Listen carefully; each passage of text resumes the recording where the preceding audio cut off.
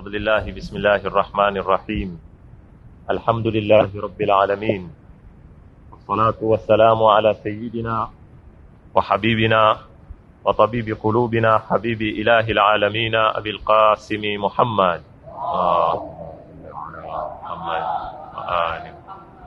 وعلى آله الطيبين الطاهرين وأصحابه المنتجبين وعلى جميع أنبياء الله المرسلين.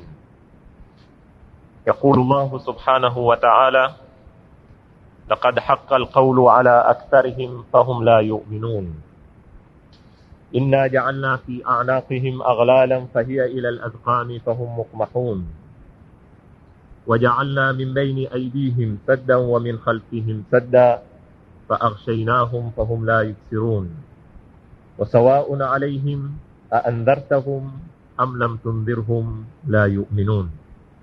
صدق الله العلي العظيم. Ndugu zangu Waislamu, juma lililopita tulikuwa tukiendelea kuzifasiri aya hizi 4 kutoka aya ya 7 mpaka aya ya 10 ya sura Yasin. Na madarasa yaliyopita tulizieleza aya kama hizi kupitia maneno ya kilugha na mufradat, namna zilivyoelezwa ndani ya aya kama hizi. Kisha tukanena hatuna budi tuzungue macho yetu turudi kuzisoma tena aya kama hizi kwa jumla, ili tuweze kuinufaisha na kuifaidisha na ile fikra au yale mafahimu ambayo kwamba yametukuliwa na aya 4 kama hizi.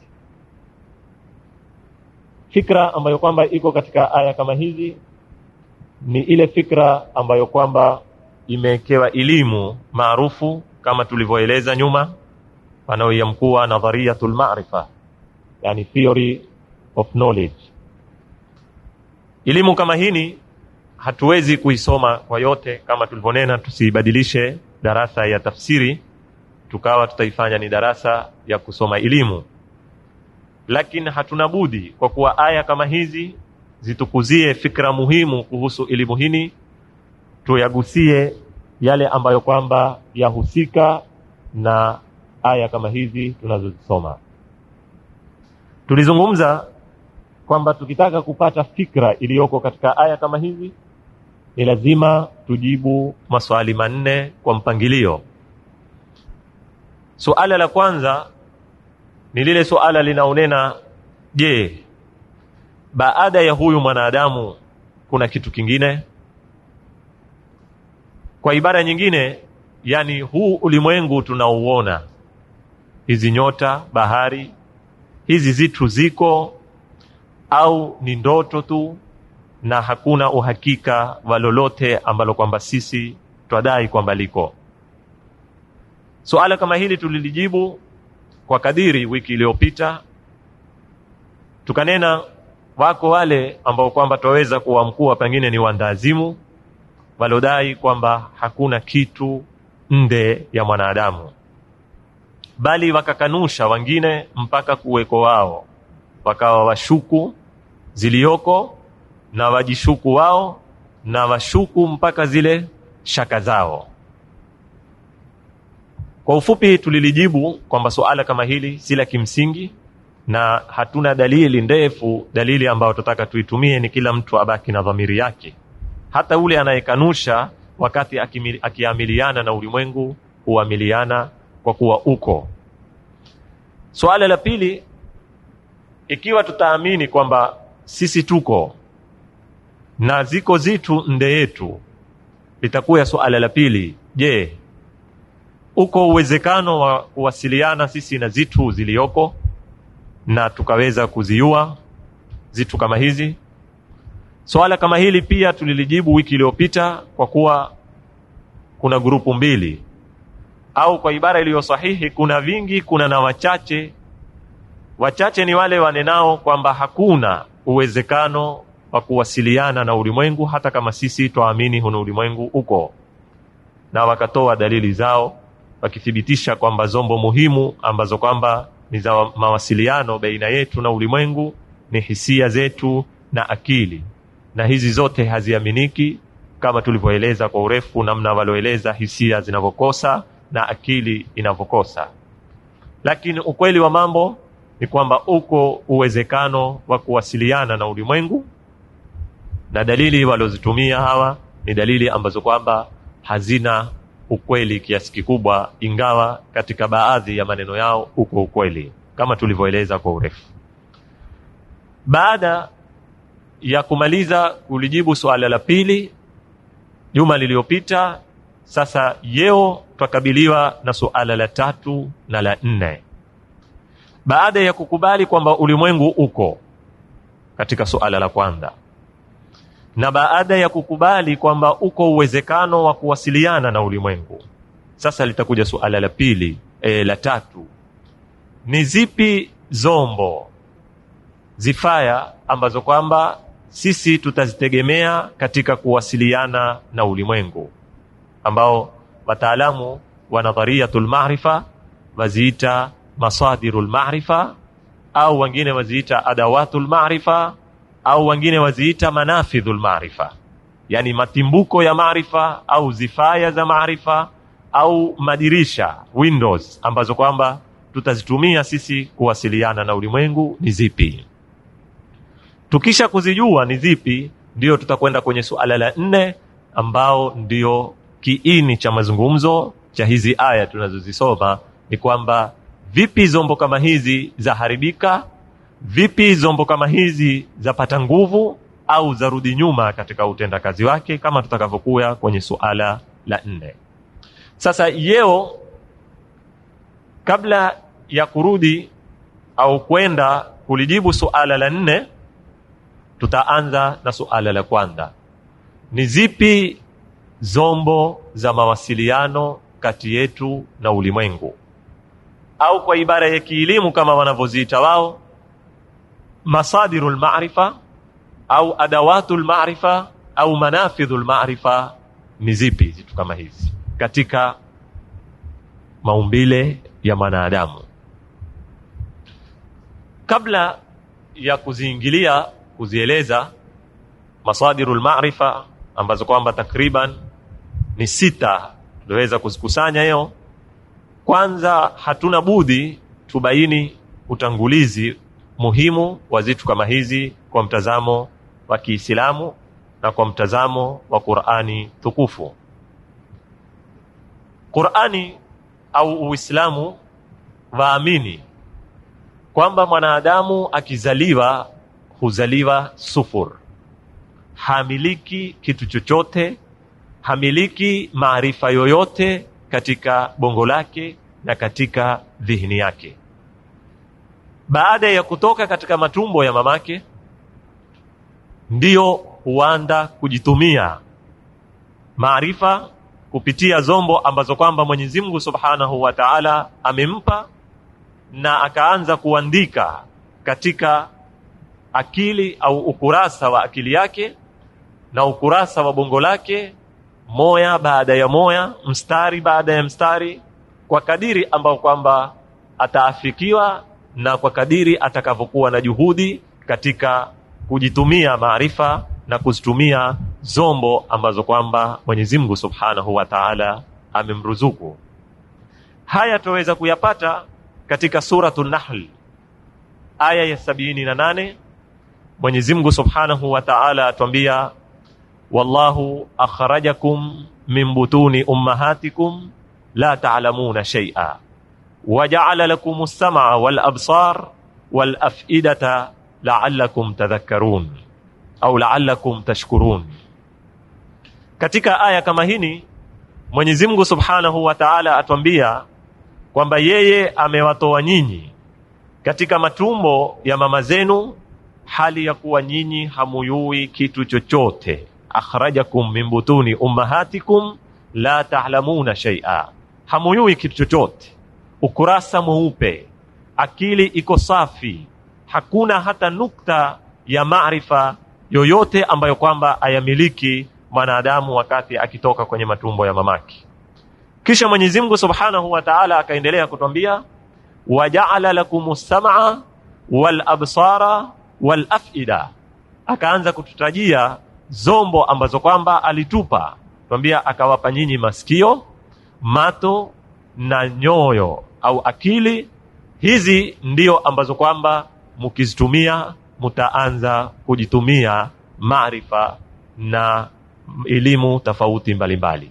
Kwa hivyo Uislamu kama inavyotuelezea aya hii ya 78 katika suratul Nahl na aya nyingi ambazo kwamba ziko katika Qur'ani, ni kuwa waamini kwamba mwanadamu akitoka katika matumbo ya mamake hutoka hayui kitu chochote, na baada yake ndiyo huanza kujitumia maarifa kupitia zombo na adawati za maarifa aloruzikiwa na Mwenyezi Mungu Subhanahu wa Ta'ala.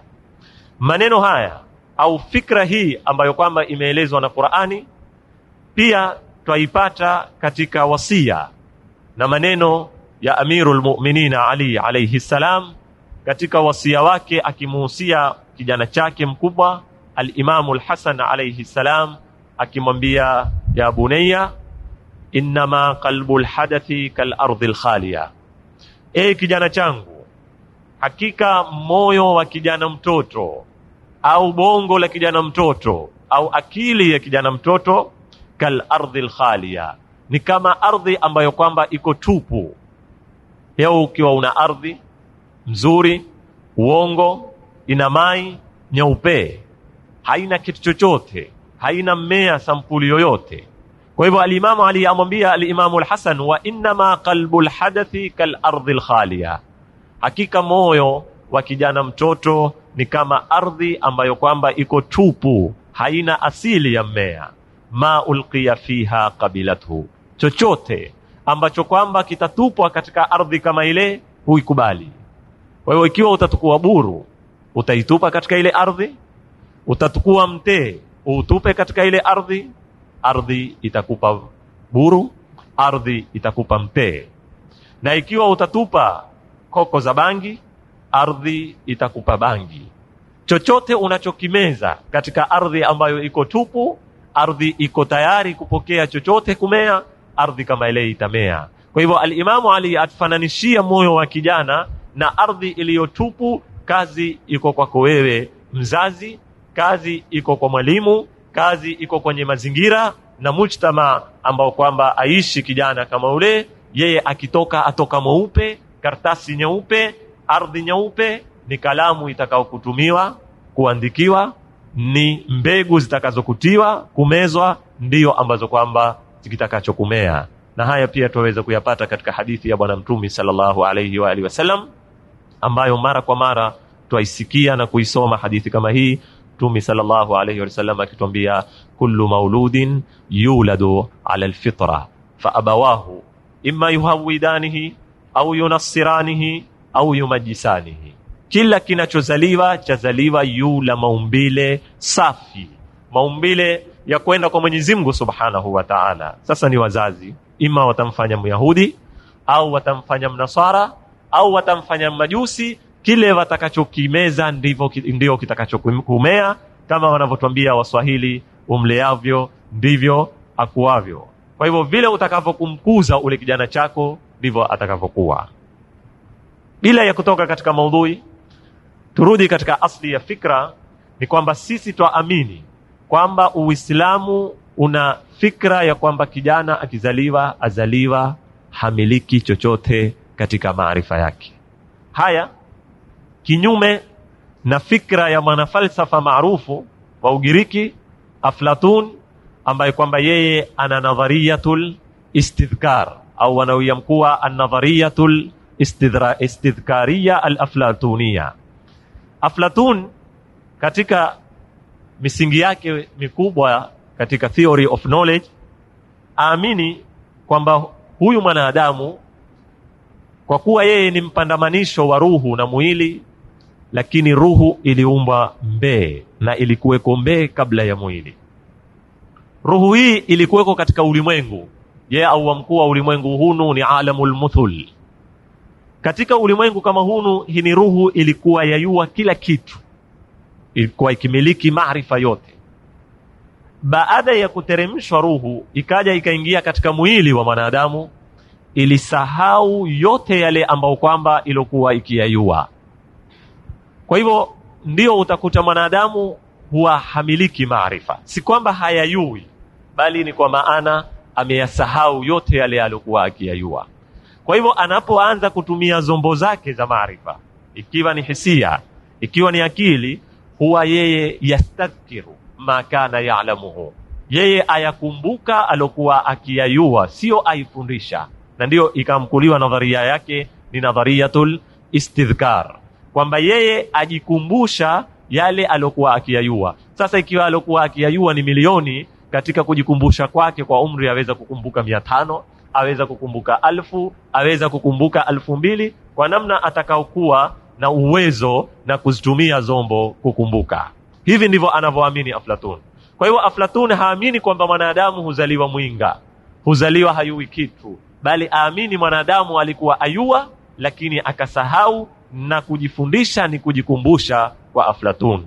Lakini Uislamu na Qur'ani kama tulivyosoma katika aya ya Suratul Nahli na maneno ya al-Imam Ali, uko kinyume na fikra ya Aflatun za kutuma maarifa.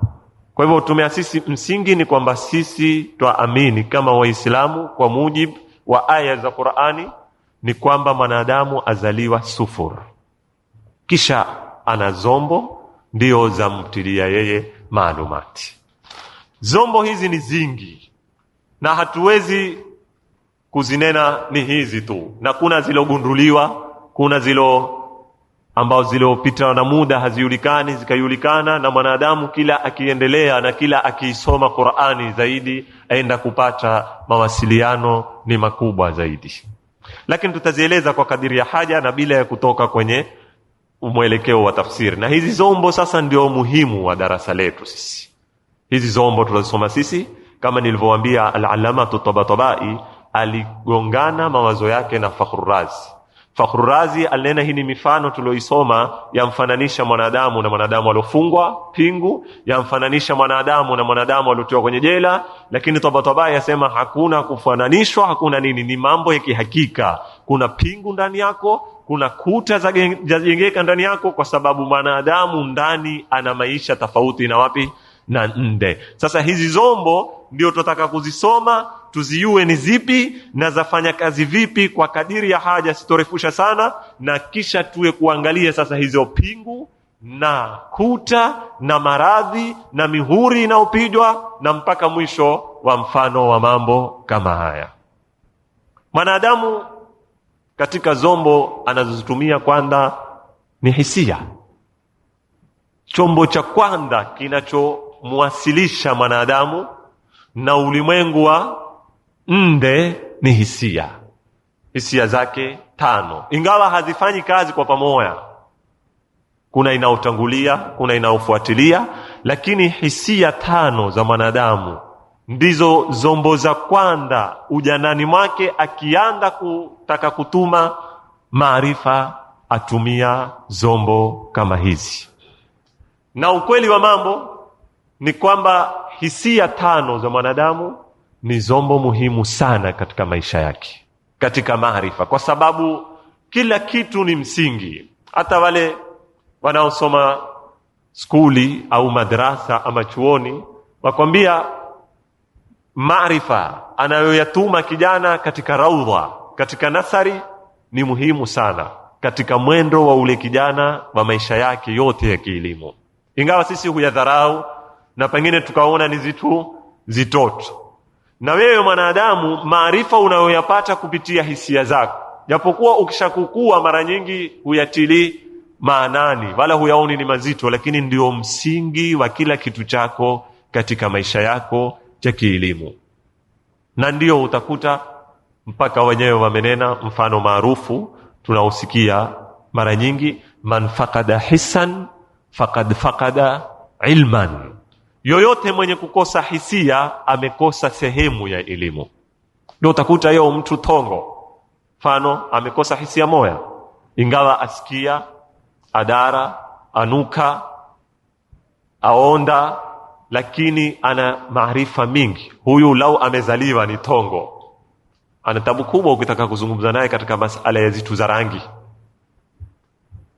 Hawezi kuyua rangi ya buluu, rangi nyekundu, rangi nyeusi. Hizi hazina ndia ya kumweleza mpaka afahamu rangi nyekundu ni rangi gani. Mfano mdogo tu nakupa. Ukija kwa mtu ambaye kwamba amezaliwa ni duko, huyo akosa ladha au maarif yanaowasiliana na masala ya sauti. Hawezi kujua milio, sauti sampuli fulani, nzuri, mbovu, kali, baridi. Na ndio wakakwambia man faqada hisan faqad faqada ilman. Yoyote anayekosa hisia moja katika hisia zake 5 amekosa sehemu ya elimu. Je, ikiwa zote 5 hazifanyi kazi, hakuna ndia ya huyu milango yote ufungika, labda kupitia kudra za Mungu. Tupate mtu tongo, tupate mtu duko, tupate mtu hawezi bubwi, haneni, tupate mtu pua yake imekufa, hasikii harufu, tupate mtu pengine ngozi yake haina hisia yoyote kiasi hawezi kutambua baridi, moto, chororo, kigumu, cha kuparaza, cha kutea, hawezi kujua vitu kama hizi. Huyu ni sufur, hana misingi. Huyu huwezi kumsomesha, huwezi kumsomesha, huwezi kumwasilisha na ulimwengu kabisa. Ingawa wao wajaribu yeo, tongo huwasilishwa kwa kupitia ziungo zingine. Sana ni yeo tongo aweza kutumia shikio lake badali ya tongo ya mato, aweza kutambua watu kwa sauti, ikawa sasa mahala pa ito atumia nini? Sikio. Aweza kutumia mkono wake kiasi fulani kwa mambo anayoyahitaji kuyabaini kwa mato, akayabaini kwa mkono. Utakuta zaweza kuketi badali zitu kama hizi. Hata wale wamezoekewa mifumo ya kusomeshwa, wale wana hati zao, wakiwa hawaoni wale tongo, utawaona zile hati zao ima huwa zina zidundu au zina nini? Zishimo. Lile buku lao utaliona lina zitobwe. Ikiwa zitobwe 3 mathalan ni A, ikiwa zitobwe 4 ni B, ikiwa zitobwe 5 ni kadhaa, au ikiwa zidundu kiasi aweza kusoma kwa mkono namna hii akafuata mstari.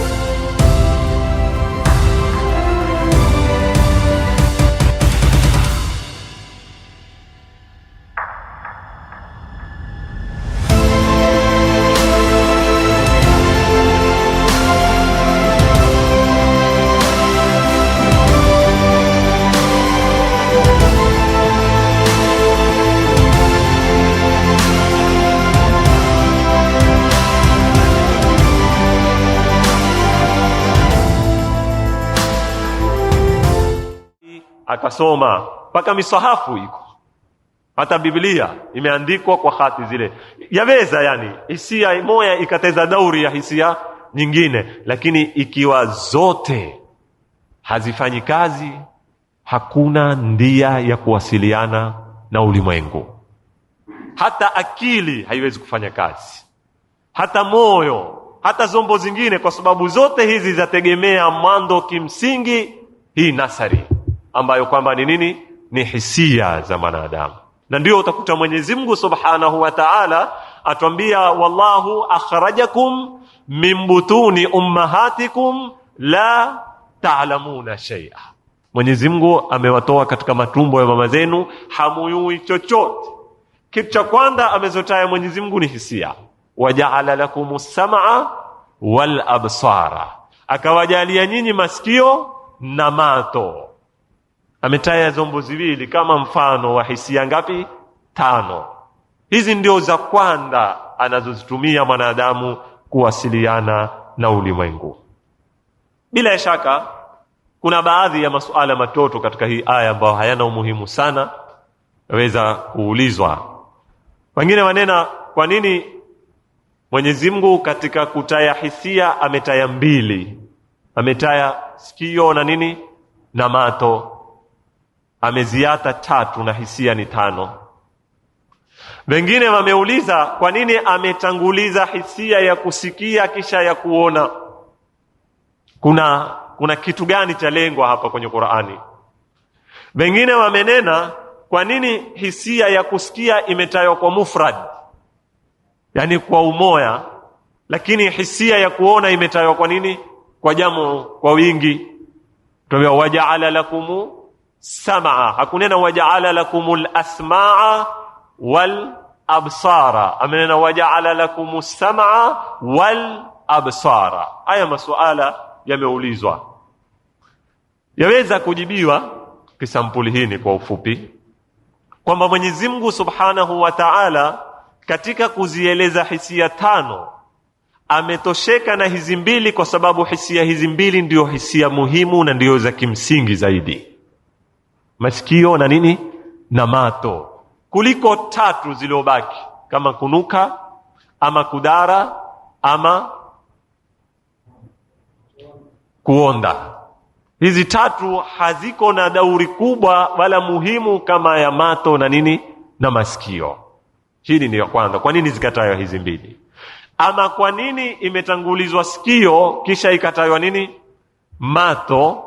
Wengine wamenena, na hizi ni elimu sizijui mimi, zitategemea, zaweza kuwa haya loneno sawa na zaweza kuwa sawa, mimi na nakili hapa. Wengine wanena kwamba kijana mtoto akitoka matumboni kwa mamake huwa hisia zake hazifanyi kazi, na inaofanya kazi baina ya mato na masikio ni sikio kuliko mato. Kijana asikia mapema kisha ndio aona.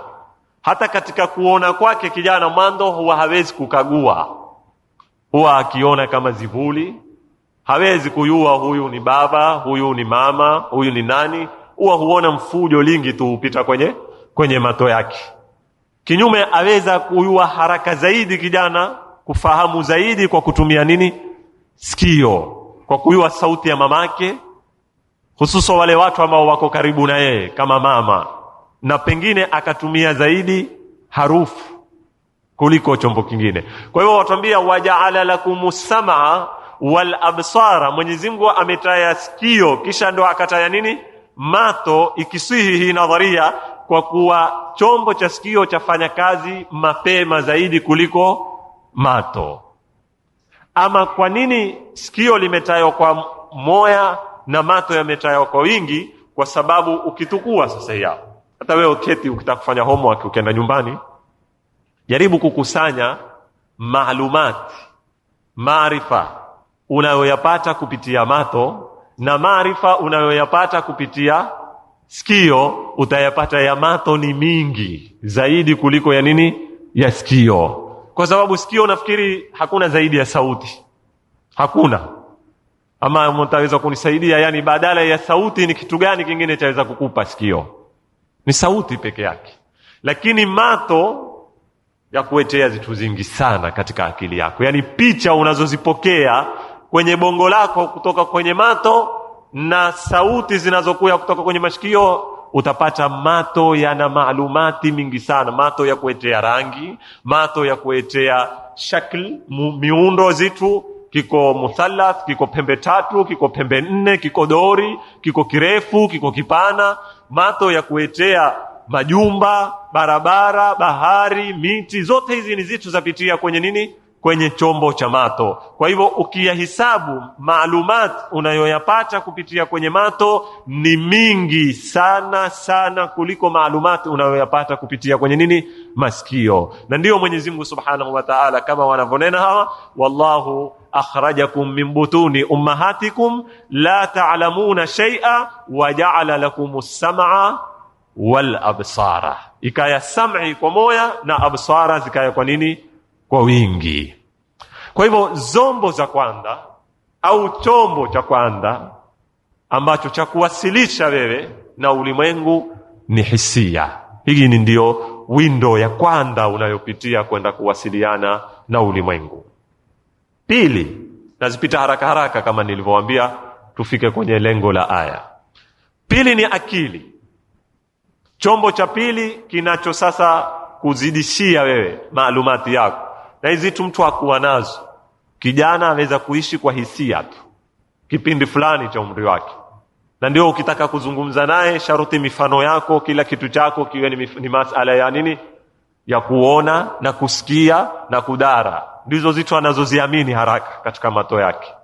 Kisha akikuwa akili yake yaanza kufanya kazi kidogo kidogo. Ndio ile waja'ala lakumus sam'a wal absara, kisha imekuja wal afida.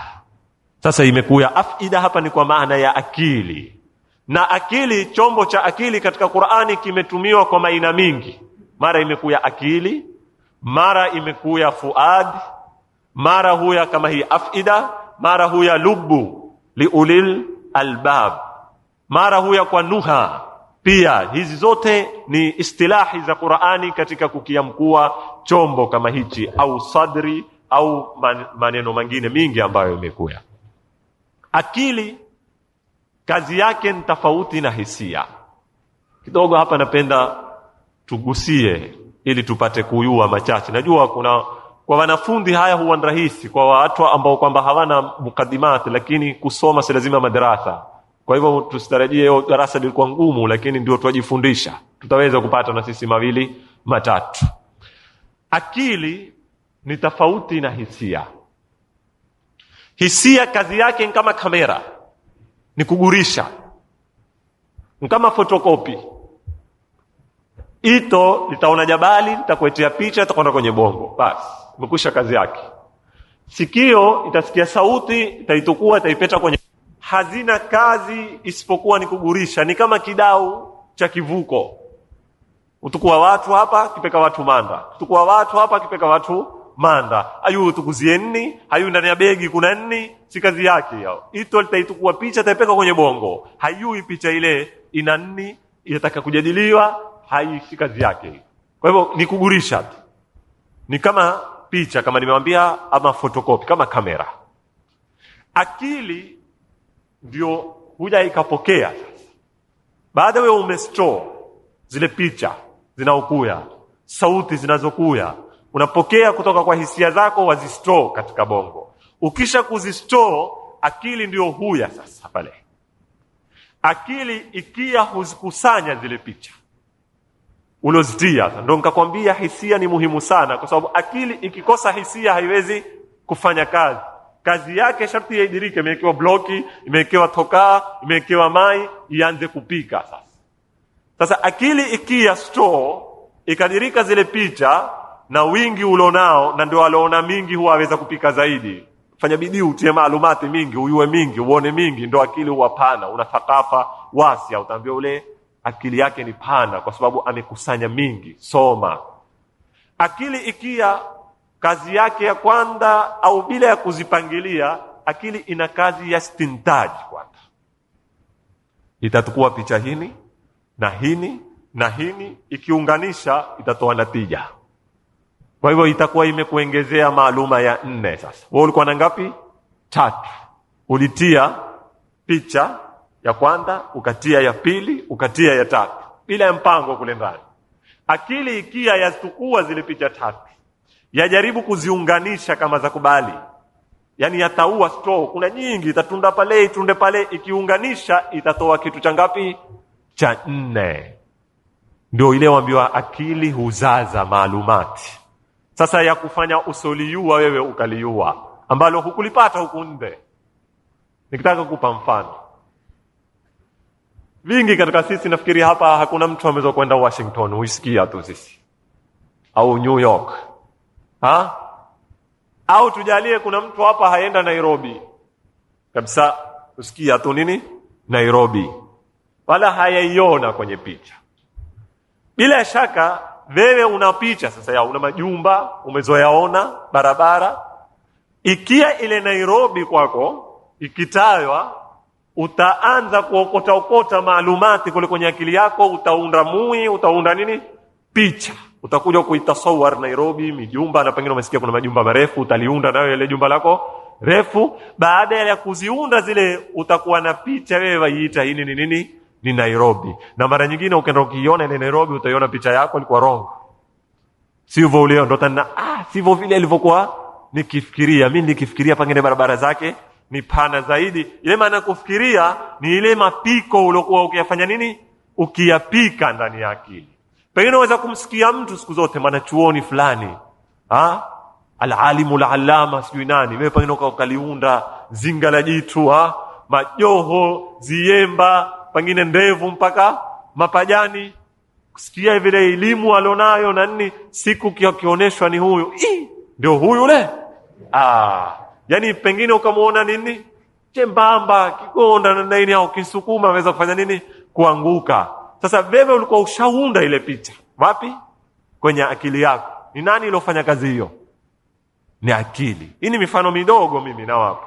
Kwa hivyo akili ina kazi kwanza ya kuunda kule ndani, kisha hugawanya, kisha ikarudi ikaunda, ikakutolea mambo mingi sana ambayo kwamba kwenye mantiki huyasoma kwa urefu, sitaki kuingia kwenye logic. Vile akili inavyoweza kuunda, ikakusanya maaluma, na maaluma ikakutungia dalili, ikakupa natija ya tatu. Mfano sasa yao, sitaki kuingia deep sana, tujalie mtu hamuyui Babilona. Umuyui Babilona? Nyuni siku zamani walikuwa kwa wingi hapa Domoni wakati kulipokuwa Kitindo hapa. Wa mijuni mikubwa yao. Sasa wewe wakati mtu huyu hamuyui Babilona, amekuuliza Babilona ni nani? Upo na mimi jamani? Babilona ni nani? Hamuyui. Wewe hapa ni lazima ujaribu kutukua picha zilioko katika akili yake, uziunde ili uweze kumpeka karibu na kumfahamu nani? Ayua nyuni? Nyuni ayua? Naomba muyua nyuni, atakwambia na muyua. Kwa hivyo unao picha ya nani? Ya nyuni. Utaambia iweke hiyo. Unda sasa bao la draft. Wayua maguu marefu? Atakwambia na yua, weka kwenye picha. Wayua mdomo mrefu? Weka. Wayua mbawa? Mkusanyie zote, kisha mwambie Babilona ni nyuni mrefu, mwenye maguu marefu, mwenye mdomo mrefu, na mwenye legorombo limezoshuka. Akiunda hii itamsaidia kumfahamu Babilona ni nani. Sasa umeona zile picha nyingi alizonazo, ana nyuni, ana maguu marefu, ana mdomo mrefu, ana gorombo, ana mbawa. Zile zikitukuliwa, zikija zikiundwa, zampa yeye sasa kitu asichokijua cha zaidi. Kwa hivyo amemuelewa Babilona ni nani. Sasa ameongeza katika akili yake. Hii ni yote ni kazi ya nini? Ni kazi ya akili, ni istintaj. Ndugu zangu, hizi ni zombo ziwili. Kwanza ni hisia, kisha ni nini? Ni akili. Na zote zombo hizi ziwili ni muhimu katika maisha ya mwanadamu. Chombo cha tatu. Hiki chombo cha tatu, katika upelelezi wangu kwenye zitabu ambazo kwamba zimetungwa kuhusu elimu hii ya maarifa, wamekipuza chombo hiki. Chombo hiki cha tatu kwenye zitabu za ilmu al-maarifa kimepuzwa. Lakini kwa mtazamo wa Qur'ani, hiki kimeelezwa ni chombo muhimu. Katika Qur'ani kimetayo, wataalamu wa nyanja hizi hawakupitia akilini. Hiki ni history, ni at-tarikh. Tarikh pia ni chombo muhimu sana cha mwanadamu, cha kumuongezea yeye, kumwasilisha na ulimwengu. Kwa sababu hisia jamanini utaziona zilioko mbele zako, utawaona ulioishi nao waliopita, una ndia ya kuwasiliana nao kwa hisia. Akili pia haiwezi kuwasiliana na watu kama hawa. Sasa hapa ndipo huya nini? Tarikh. History ni muhimu sana. Ni muhimu kwa kadiri ambayo kwamba Qur'ani percentage kubwa ya aya zake imempa mwanadamu mafundisho kupitia nini? Historia. Wajua, si kila kitu waweza kukifanyia majaribio. hata tuyaeleze haya mambo kwa upana zaidi tupate kuyakubali. Yeo katika kuishi kwako wewe mwanadamu wategemea tajruba. Utazaliwa kijana, utasoma, utaoa mke wa kwanza. Tukue mfano wa mke. Katika kuoa mke wako umeishi naye, umepambana na matatizo katika maisha yenu, umemwata ule mwanamke. Umeoa mke wa pili, umeishi umpambana na tatizo sampuli nyingine silo kama lile. Limekwenda, ndoa imevundika. Umeoa mke wa tatu. Sasa wewe kila ukioa wawa ni mhodari zaidi kupambana na nini? Na matatizo, kwa sababu utakuwa umepita katika tajriba, una uzoefu. Lakini huenda ukasikilia kipindi ukawa wa kwanza, wa pili, wa tatu, ukisikilia wa nne, kwa kuwa ushakuwa na tajriba, kukatokea matatizo zaidi ya ule wa kwanza na wa pili na wa tatu, na ukaishi naye mpaka ukahatimishana naye. Kwa nini? Kwa sababu wakati ulipokuwa na mke wa kwanza ulikuwa huna tajriba. Uliingia nyumbani, hakutandikia kitanda au chakula hakiwa kizuri, bado huyajua wewe nini maana ya kuoana, bado huyajua kuna mambo gani yataka kufungiwa mato katika maisha ya ndoa. Kwa hivyo ukapiga teke, ukae kisha ukapata masomo katika maisha yako. Ulimwengu ni hunu, hakuna raha, matatizo yako. Ikaya ukaamua kuketi na ule mke wa nne, pengine matatizo yaliyoko kwenye ule mke wa nne ni makubwa kuliko yale uliomuatia mke wa kwanza na wa pili na wa tatu. Kwa nini uliketi na mke wa nne? Kwa sababu umepata tajruba. Kwa nini ulimuata ule wa kwanza? Kwa sababu ulikuwa una upungufu wa nini? Wa tajruba. Na maisha yote, tukua katika biashara, tukua katika kusoma, tukua katika kazi, mwanadamu akikosa tajruba mara nyingi hufeli katika maisha yake. Lakini si kila jambo waweza kulifanyia tajruba, na si mataa kwa kila jambo ulifanyia nini? Tajruba. Ili wewe upate kujua, si matako wewe mke wa kwanza, wa pili, wa tatu, paka uzoe maisha ya ndoa naye hasomeshwi class, wala hutaki kutolewa nini mawaidha. Sasa mwanadamu tajruba zake za kibinafsi hazimtoshi, na ikiwa zitamtosha atazingoja paka awe kizere ndo utakuwa yeye meze kupata tajruba, ndo ataka kuanza sufur, haiwezekani. Kwa hivyo history hapa ndivyo huya ikawa ni nini?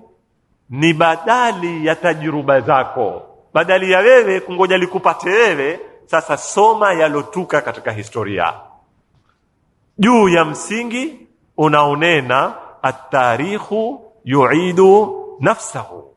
History yajirudia, yalowapata wale yaweza yakatupata sisi. Kwa hivyo tukiwasoma waliopita katika kufeli kwao, katika kufaulu kwao, sababu zilizowafanya wafeli, sababu zilizowafanya wanini wafaulu, hizi za tufanya sisi tusiwe na haja ya kujaribu tena.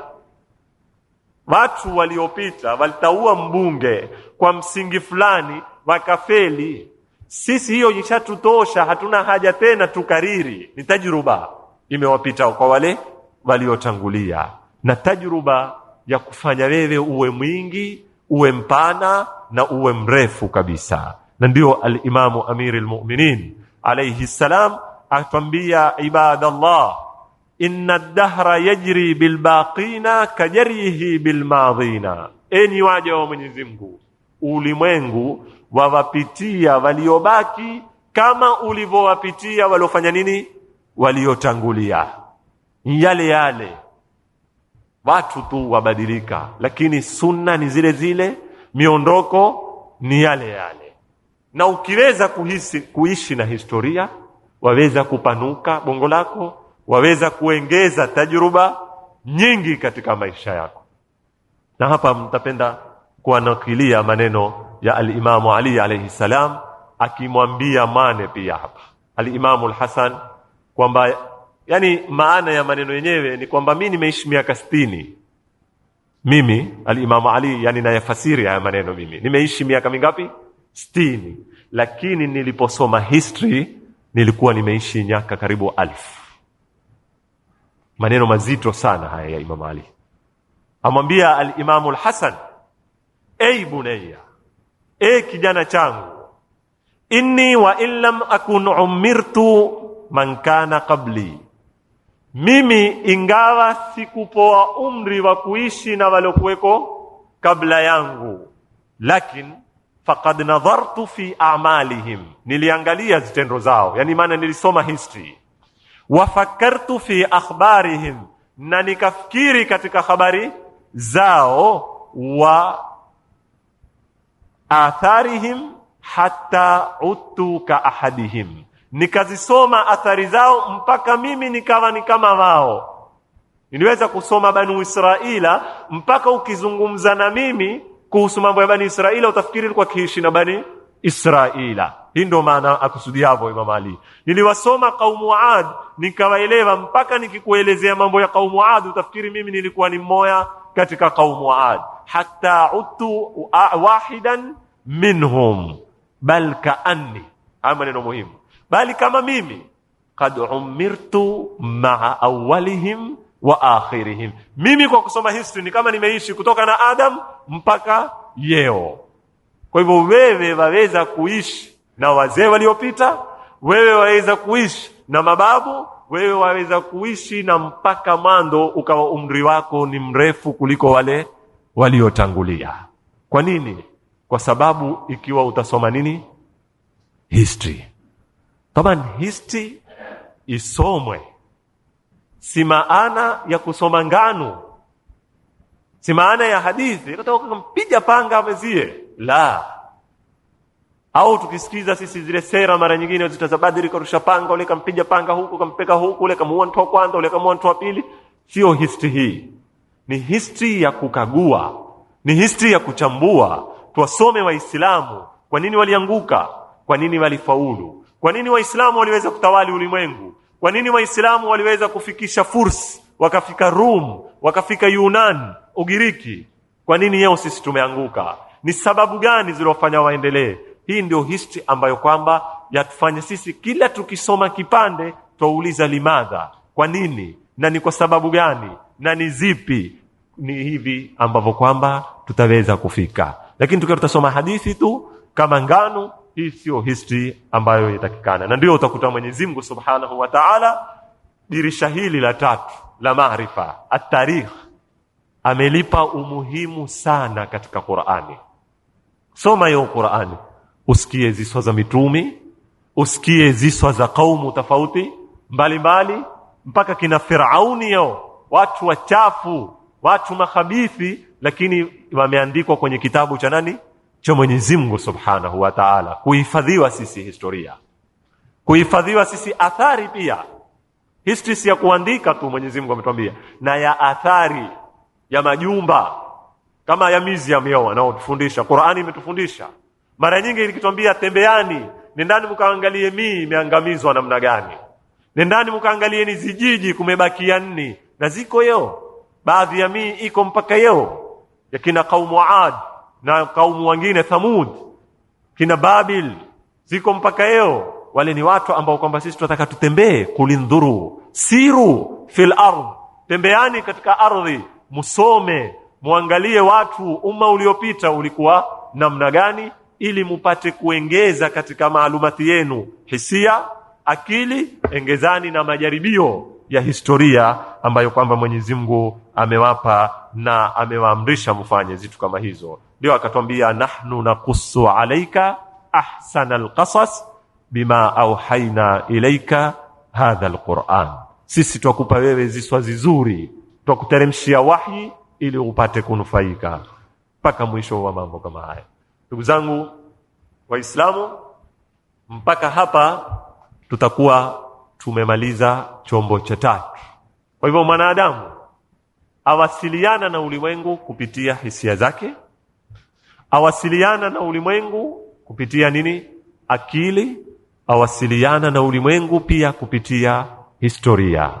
Tumebakisha zitatu za mwisho ambazo ni zifupi, nitazipita mbio hizi wiki itakayokuja, kisha tungie kuzisoma sasa zombo hizi, vipi huharibika, vipi hutiwa pingu, vipi hujengewa ngome, kama alipotuambia Mwenyezi Mungu, laqad haqqal qawlu ala aktharihim fahum la yu'minun inna ja'alna fi a'naqihim aghlalan fahiya ila al-adhqani fahum muqmahun waja'alna min bayni aydihim sadda wa min khalfihim sadda faaghshaynahum fahum la yubsirun. Na natija zikishakutiwa kufuli, zikishakujengewa ngome, huwa ni wasawaun alaihim aandhartahum am lam tundhirhum, uwaongoze usiwaongoze, uwakhofishe usiwakhofishe, la yu'minun. Walhamdulillahi rabbil alamin. Wassalamu alaykum wa rahmatullahi ta'ala wa barakatuh. Suala nikifupisha, nikiata ile introduction, ni kwamba akili inavyoetwa kwa wanadamu huwa ni kwa kiwango tofauti, au watu wote hupoa sawa. Yani kwa maana kusudia huyu, kuna wengine upangine upoa kipimo fulani, upoa kilo moja, kuna wengine upoa kilo 2, yani kwa upande wa nguvu ya kiakili. Mwenyezi Mungu Subhanahu wa Ta'ala ni mwadilifu, na akili ni katika zitu muhimu ambazo kwamba mwanadamu atateswa au atafanya nini, atastareheshwa. Sharia yote yategemea akili, na ndiyo Mwenyezi Mungu alipoiumba akili aliiambia akili ndo ikaya, akaiambia nenda ikaenda, akaapa Mwenyezi Mungu akanena fawa izzati wa jalali, na apa kwa utisho wangu na izza yangu, sijaumba kiumbe kinachopendeza kwangu mimi kama wewe. Akaiambia nini? Akili. Sijaumba kiumbe ninachokipenda kama wewe. Bika amur wa bika anha. Kwa ajili yako wewe akili ndio mimi nitaamrisha watu, na kwa ajili yako wewe ndio nitakataza watu. Yani swali yategemea akili. Ndio utaona wandazimu hawamo kwenye sharia. Wabika uthibu wabika uaqib, na kwa ajili yako wewe ndio nitatesa, na kwa ajili yako wewe ndio nitafanya nini, nitalipa watu thawabu. Kwa hivyo akili watu wote ilikuwa wapoe, ili usihi msingi wa kuteswa na kufanya nini, na kuadhibiwa. Na zote ni vipimo zimoya, si akili peke yake. Hizi zombo zote kama nilivyokuambia zapgawanywa sawa sawa, ingawa kuna sababu fulani ambazo kwamba hazina mafungamano na Mwenyezi Mungu. Unaelewa? Zaweza kumfanya mtu macho yake yasiwe na nguvu, zaweza kumfanya mtu masikio yake yasiwe sawa sawa, ikiwa ni sababu za kiwirathi, ni mama amesababisha katika kuzaliwa, ni wazazi, au ni wewe untumia kitu katika maisha yako, au ni maradhi yamekushika. Sitaki kujadili utasamehewa au usamehewi, lakini katika kugawanywa zagawanywa sawa sawa. Lakini kuna zitu za zukia za kuharibu hizi zombo. Zitu hizi zinazoharibu hizi zombo, kuna zitu ziko kwenye uamuzi wa mwanadamu, kuna na zitu haziko kwenye uamuzi wa mwanadamu. Tumefahamiana? Kama wako wale wazali wao, mtu amekuwa pite balid, haelewi, akili zao ni ndogo, yale ni mambo hayako kwenye uamuzi wake, na Mwenyezi Mungu ndio atajua atamhisabu vipi. Lakini kukua kwa akili na kukosa nguvu ni mingi yako katika mikono yetu, na tutakuja kuyaeleza insha Allah Taala. Kuna kuzitia pingu, kuna na kuzifanya ziwe na power zaidi, kuna na kuzikosesha nguvu zombo kama hizi. Ulifahamu mimi swala lako halihusiani na toba. Yani mpaka sasa sijakupata kwa nini wataka kumweta toba kwenye hilo swala.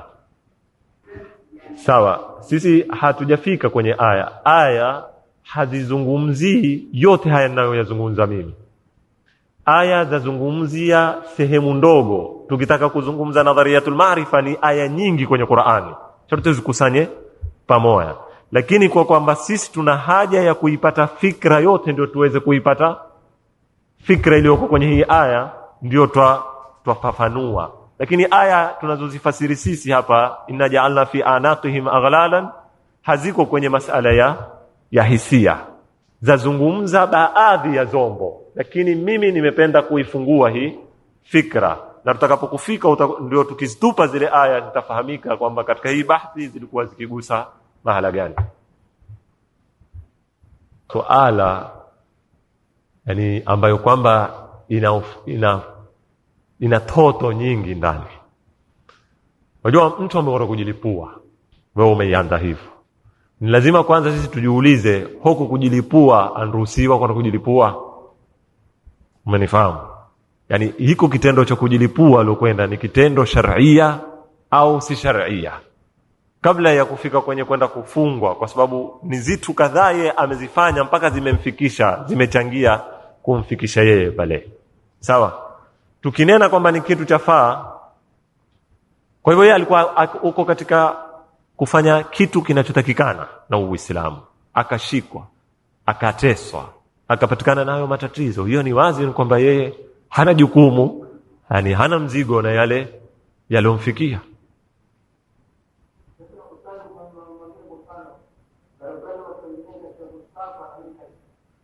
Umeonewa?